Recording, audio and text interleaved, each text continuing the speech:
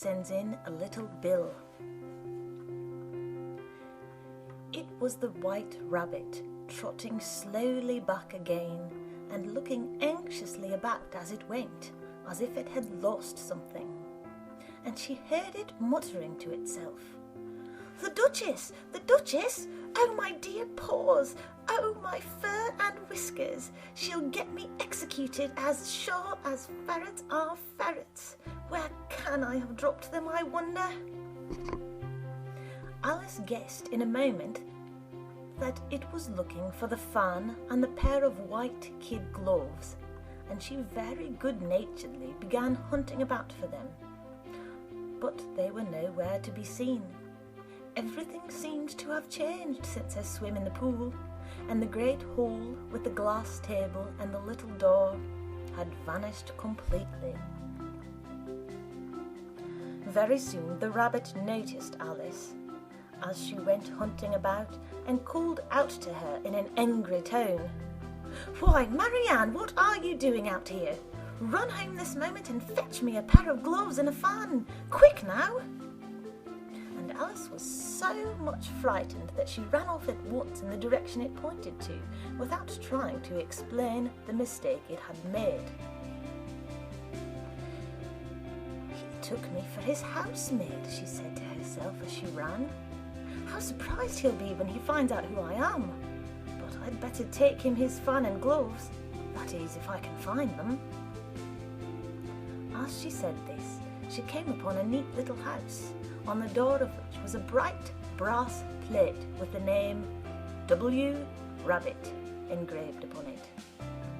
She went in without knocking and hurried upstairs in great fear lest she should meet the real Marianne and be turned out of the house before she had found the fan and gloves. "How queer it seems," Alice said to herself, "to be going messages for a rabbit. I suppose Dinah will be sending me out on messages next." And she began fancying the sort of thing that would happen. "Miss Alice, come here directly and get ready for your walk." "Coming in a minute, nurse, but I've got to see that the mouse doesn't get out." "Only I don't think," Alice went on, "that they'd let Dinah stop in the house if it began ordering people about like that." By this time she had found her way into a tidy little room with a table in the window, and on it, as she had hoped, a fan and 2 or 3 pairs of tiny white kid gloves.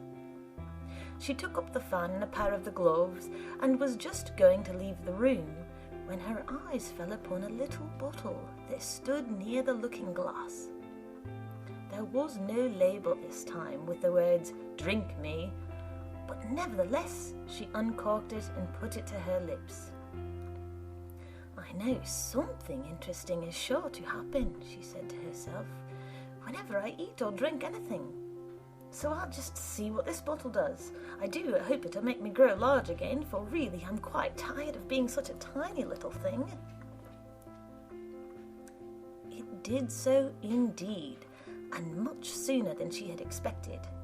Before she had drunk half the bottle, she found her head pressing against the ceiling and had to stoop to save her neck from being broken. She hastily put down the bottle, saying to herself, "That's quite enough. I hope I shan't grow any more. As it is, I can't get out at the door. I do wish I hadn't drunk quite so much." Alas, it was too late to wish that. She went on growing and very soon had to kneel down on the floor. In another minute there was not even room for this, and she tried the effect of lying down with one elbow against the door and the other arm curled round her head. Still she went on growing, and, as a last resource, she put one arm out the window and one foot up the chimney, and said to herself, "Now I can do no more, whatever happens. What will become of me?" Luckily for Alice, the little magic bottle had now had its full effect, and she grew no larger. Still, it was very uncomfortable, and, as there seemed to be no sort of chance of her ever getting out of the room again. No wonder she felt unhappy. It was much pleasanter at home, thought poor Alice, when one wasn't always growing larger and smaller and being ordered about by mice and rabbits. I almost wish I hadn't gone down that rabbit hole, and yet it's rather curious, you know, this sort of life. I do wonder what can have happened to me. When I used to read fairy tales, I fancied that kind of thing never happened, and now here I am in the middle of one. There ought to be a book written about me, that there ought. And when I grow up, I'll write one. But I'm grown up now, she added in a sorrowful tone. At least there's no room to grow up any more here. But then, thought Alice, shall I never get any older than I am now? That'll be a comfort one way, never to be an old woman, but then always to have lessons to learn. Oh, I shouldn't like that. Oh, you foolish Alice, she answered herself. How can you learn lessons in here? Why, there's hardly room for you, and no room at all for any lesson books. And so she went on, taking first one side, then the other, and making quite a conversation of it altogether. But after a few minutes she heard a voice outside, and stopped to listen.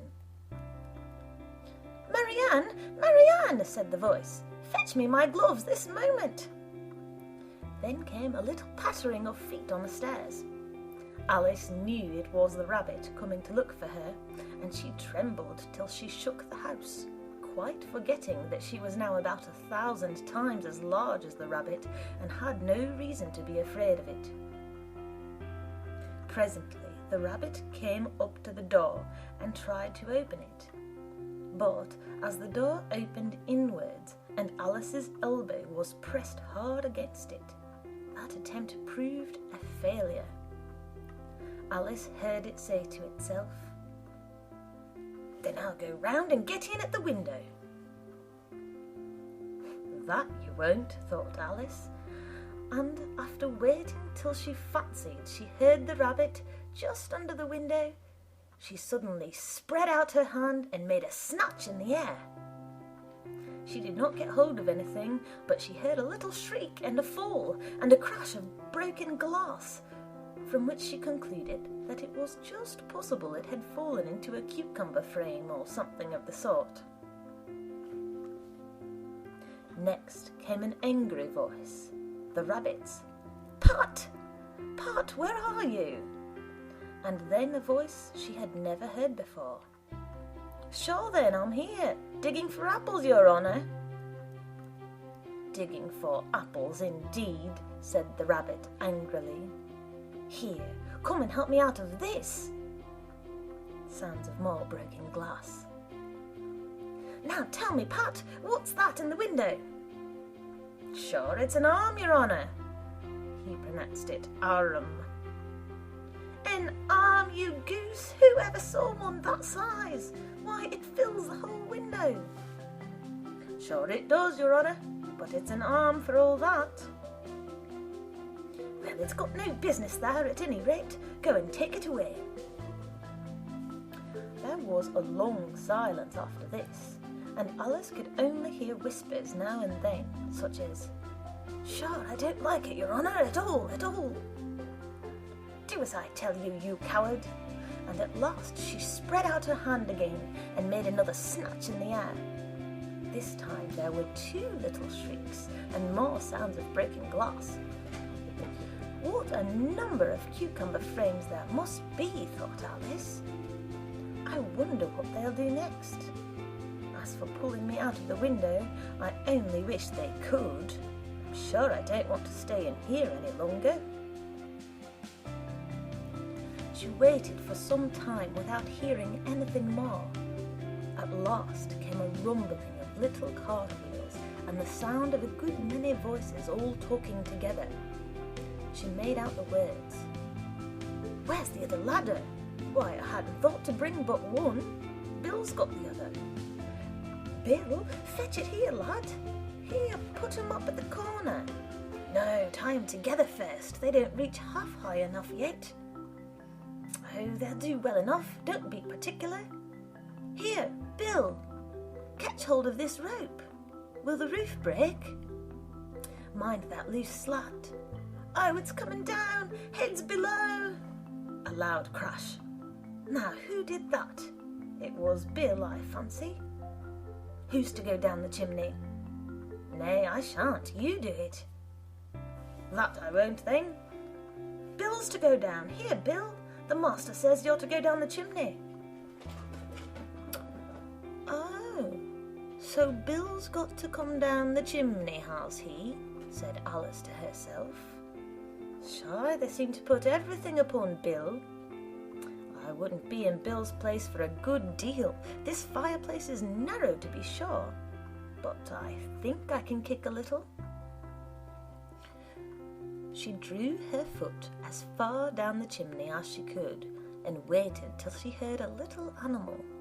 She couldn't guess of what sort it was, scratching and scrambling about in the chimney close above her. Then, saying to herself, "This is Bill," she gave one sharp kick and waited to see what would happen next. The first thing she heard was a general chorus of, "There goes Bill!" Then the rabbit's voice along, "Catch him, you by the hedge!" Then silence, and then another confusion of voices. "Hold up his head! Brandy now, don't choke him! How was it, old fella? What happened to you? Tell us all about it!" Last came a little, feeble, squeaking voice. "That's Bill," thought Alice.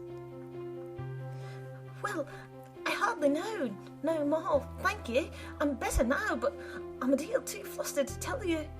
All I know is something comes at me like a jack-in-the-box, and up I goes like a skyrocket." "So you did, old fella," said the others. "We must burn the house down," said the rabbit's voice, and Alice called out as loud as she could, "If you do, I'll set Dinah at you." There was a deadly silence instantly, and Alice thought to herself, "I wonder what they will do next. If they had any sense, they'd take the roof off." After a minute or two, they began moving about again, and Alice heard the rabbit say, "A barrelful will do, to begin with." A barrelful of what? thought Alice. But she had not long to doubt, for the next moment a shower of little pebbles came rattling in at the window, and some of them hit her in the face. "I'll put a stop to this," she said to herself, and shouted out, "You'd better not do that again," which produced another dead silence. Alice noted with some surprise that the pebbles were all turning into little cakes as they lay on the floor, and a bright idea came into her head. "If I eat one of these cakes," she thought, "it's sure to make some change in my size, and as it can't possibly make me larger, it must make me smaller, I suppose." So she swallowed one of the cakes and was delighted to find that she began shrinking directly. As soon as she was small enough to get through the door, she ran out of the house and found quite a crowd of little animals and birds waiting outside. The poor little lizard, Bill, was in the middle, being held up by 2 guinea pigs, who were giving it something out of a bottle. They all made a rush at Alice the moment she appeared, but she ran off as hard as she could and soon found herself safe in a thick wood. "The first thing I've got to do," said Alice to herself as she wandered about in the wood, "is to grow to my right size again. And the second thing is to find my way into that lovely garden. I think that will be the best plan." It It sounded an excellent plan, no doubt, and very neatly and simply arranged. The only difficulty was that she had not got the smallest idea how to set about it. And while she was peering about anxiously among the trees, a little sharp bark just over her head made her look up in a great hurry. An enormous puppy was looking down at her with large round eyes and feebly stretching out one paw, trying to touch her. "Poor little thing," said Alice in a coaxing tone, and she tried hard to whistle to it, but she was terribly frightened all the time at the thought that it might be hungry, in which case it would be very likely to eat her up in spite of all her coaxing.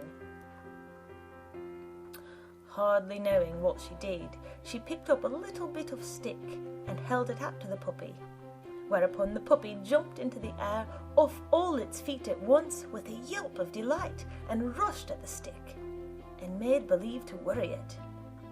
Then Alice dodged behind a great thistle to keep herself from being run over, and the moment she appeared on the other side, the puppy made another rush at the stick and tumbled head over heels in its hurry to get hold of it. Then Alice, thinking it was very like having a game of play with a cart horse, and expecting every moment to be trampled under its feet, ran round the thistle again. Then the puppy began a series of short charges at the stick, running a very little way forwards each time and a long way back, and barking hoarsely all the while, till at last it sat down a good way off, panting, with its tongue hanging out of his mouth and its great eyes half shut. This seemed to Alice a good opportunity for making her escape, so she set off at once and ran till she was quite tired and out of breath, and till the puppy's bark sounded quite faint in the distance. "And yet what a dear little puppy it was," said Alice, as she leant against a buttercup to rest herself and fanned herself with one of the leaves. "I should have liked teaching it tricks very much if I'd only been the right size to do it. Oh dear, I'd nearly forgotten that I've got to grow up again. Let me see, how is this to be managed? I suppose I ought to eat or drink something or other, but the great question is, what?" The great question certainly was, what? Alice looked all round her at the flowers and the blades of grass, but she did not see anything that looked like the right thing to eat or drink under the circumstances. There was a large mushroom growing near her, about the same height as herself, and when she had looked under it, and on both sides of it, and behind it, it occurred to her that she might as well look and see what was on top of it. She stretched herself up on tiptoe and peeped over the edge of the mushroom, and her eyes immediately met those of a large caterpillar that was sitting on the top with its arms folded, quietly smoking a long hookah and taking not the smallest notice of her or of anything else. End of chapter 4, recorded on Tuesday the 6th of December in New York, New York.